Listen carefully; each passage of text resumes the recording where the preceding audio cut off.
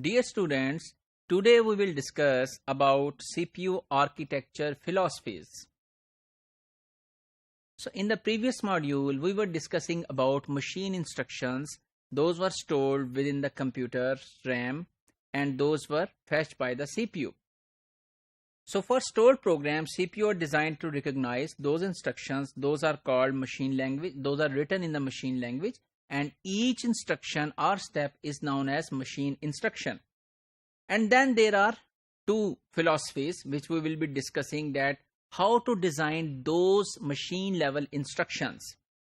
So machine instructions are basically quite short. Once basic level is met, adding more machine level instructions does not adding anything new into the theoretical capability of computer.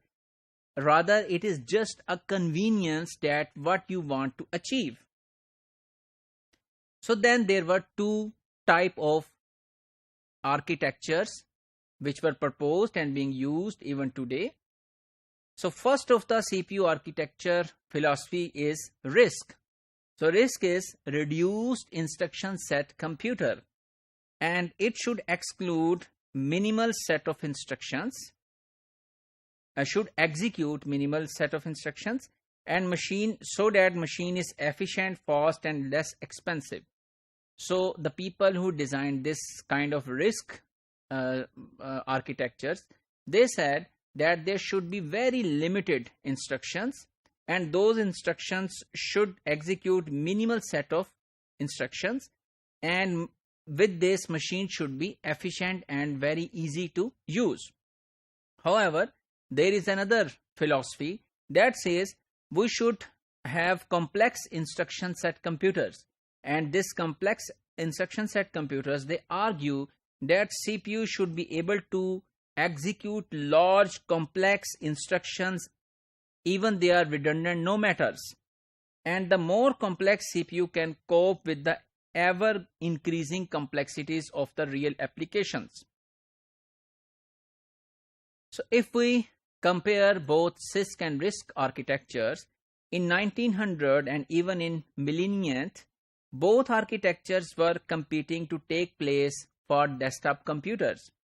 However, the RISC was quite easy to implement and CISC was quite expensive, and Intel processors developed for PC are CISC, complex instruction set, and PowerPC developed by Apple, IBM and Motorola using RISC architectures.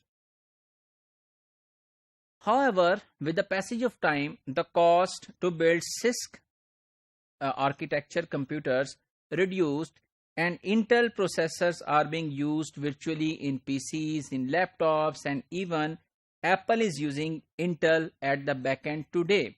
So this means all of such computers are using now the CISC architecture, that is complex instruction set computer.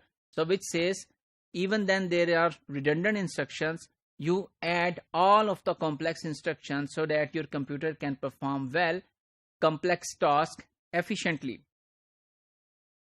And then what happens with the RISC?